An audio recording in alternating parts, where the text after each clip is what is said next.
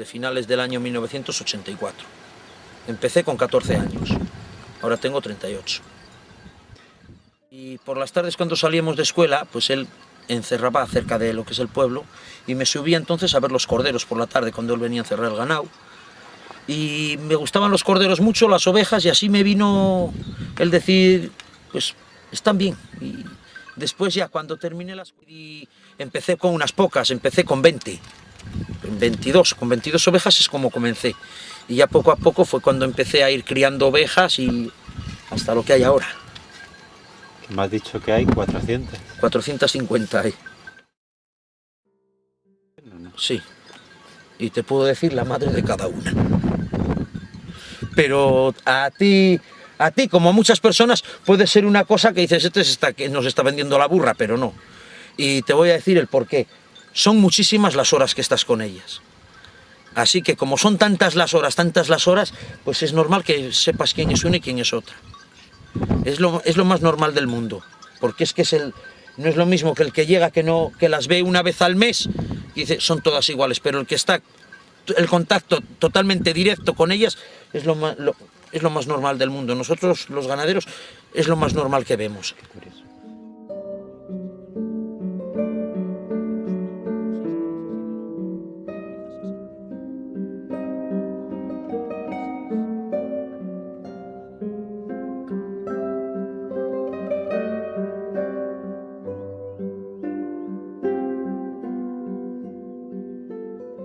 Sobre todo porque hay ovejas que suelen parir dos corderos y algunas a uno lo quieren y a otro no. Y entonces el cordero que es rechazado por la madre, pues entonces yo cojo ovejas de las que ya les he vendido el cordero y todavía dan leche, sujeto a esa oveja y le pongo el cordero de la otra oveja. Normalmente en cuanto tienen 3 días los corderos que les estás dando de mamar no hay que buscarlos, porque los tienes en los pies. Ya ellos saben que si tú coges una oveja es para beber ellos leche. Eso ya es decir, lo mismo que nosotros, el que sabes que te da vas a su lado, así de claro. Siempre hacen lo mismo. Se han pegado antes a las 4 las tenía tumbadas, las he movido, a las 5:30 tumbadas, que no querían más. Pero cuando dicen, hostias, que vamos al corral, entonces, la peor comida, la que mejor se come. La madre que os echó. Entonces que dicen, oye, que hasta mañana no comemos. Son estos bichos, se mueren más por comer que por no comer. Estás ahí días que en el campo te revienta una oveja de lo que come. Porque es el mejor momento, sobre todo la tranquilidad. La tranquilidad de estar en el campo, que dices, aquí no me molesta nadie. Lo que más te sobra es tiempo para hacer lo que quieres. En mi caso siempre llevo un libro, para escribir también llevo mi libreta con el bolígrafo. Y es eso, como que pierdes un poco la noción, que no tienes el estrés, por ejemplo, de una ciudad, que dices, a ver, ¿qué hora es? Las 12, que a las 12:30 tengo que estar en tal sitio.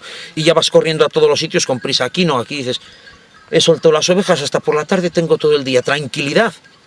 Y eso es lo que realmente me llama la atención. Y claro, después el contacto con la naturaleza sobre todo, porque vas viendo la evolución de las plantas.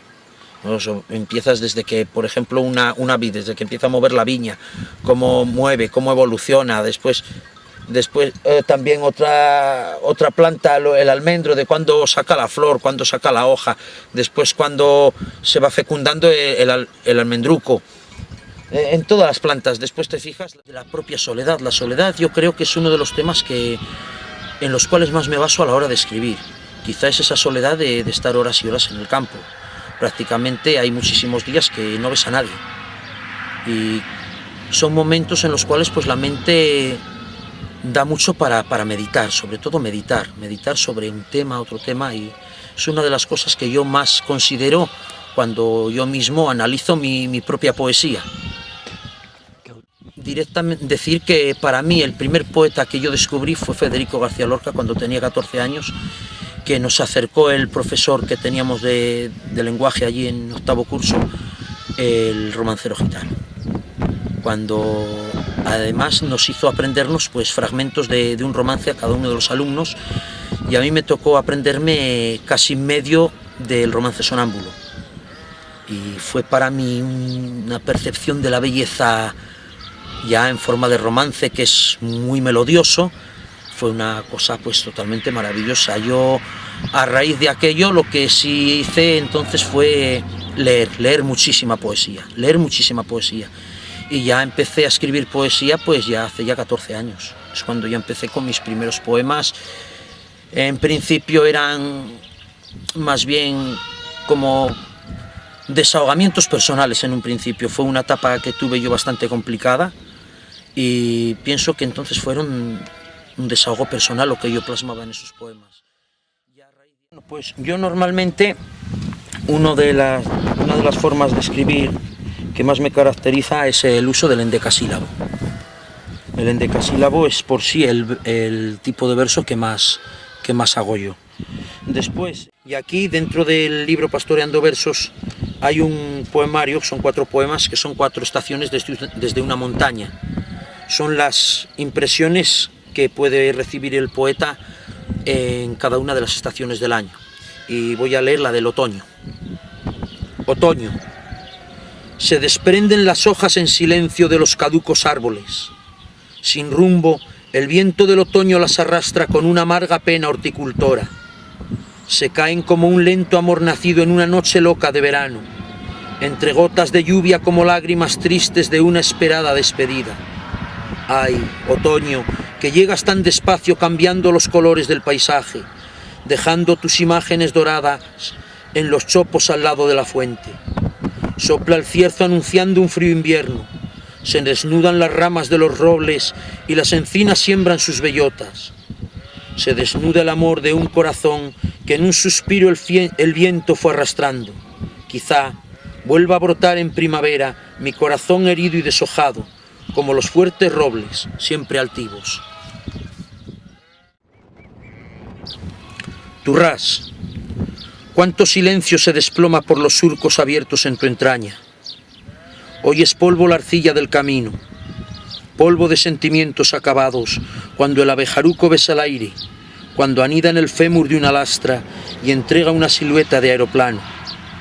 Florece el tambariz y las capotas del esparto se abren como un himen heridas por el sol. Ya se derrumban hasta besar la tierra esas frentes de pelo inmaculado, como lágrimas furtivas en un ojo amarillento donde brota un rumor de pesadumbre. Adornan las urzagas los ribazos con sus frágiles grumos de esperanza, una esperanza envuelta en sal de otoños donde la hormiga arrastra los rosados pétalos como escamas de serpientes, por torcos y aguarales con las huellas que dejan las tormentas de verano. Un arco iris surge en el rocío que besa las tomazas, en el luejo incendiado de espigas, en las vainas cerradas de la ulaga, en el tomillo que perfuma los cerros y en las piedras confundidas que yacen desplomadas en casales cubiertos de memorias. Turrás, crecen los tallos verticales de las trigueras, crecen como un sueño. Muestra el escaramujo sus primeras flores de láctea bruma en el barranco. Este barranco donde las navajas de la lluvia se encauzan en la muerte cuando absorbe la sal todas las penas. Turrás, cuánto silencio se apacenta frente al viejo mojón de la cañada, junto a los tambarices centenarios donde fundan sus nidos los gorriones, y unas albarcas forjan con su imagen un lamento entre inquietas cicatrices a orillas del Balsete de Corrusco. Quiero romper la soledad que muerde los caminos fundados en tu entraña, con una voz de sílabas y versos, versos como las flores de la iniestra donde se mece un sol de mediodía, y una voz que penetre hasta tu origen, fuerte como la voz de los poetas. Todavía sigue en activo, ya le queda poco para jubilarse. El año pasado, por ejemplo, recuerdo que el 23 de abril, el día del libro, me propuso que fuese a dar una charla a los alumnos allí en un colegio de GB, y allí tenía todos los niños ahí en el patio sentados, yo hablando con ellos de poesía. Decir que me resultó muy curioso porque siempre te hacen preguntas de niños que no te las esperas, y claro, para mí fue un momento, en primer lugar, volver al colegio. Y claro, no era el mismo colegio porque este es un colegio nuevo, pero el contacto en sí de las aulas, el contacto con las sillas, los pupitres, el contacto con la pizarra, el olor de la tiza. El olor de la tiza para mí fue una cosa que no lo pensaba. Al estar allí decir, si es que la tiza, la plastilina, es decir, joder, es una vuelta a la infancia. Recuerdo que a raíz de aquello les hice un soneto allí a los niños, claro, el soneto lo titulé En el patio, y hablaba un poco, ese retorno en sí fue un retorno a la infancia, un poco a los orígenes, a las raíces, donde yo empecé con aquellos primeros...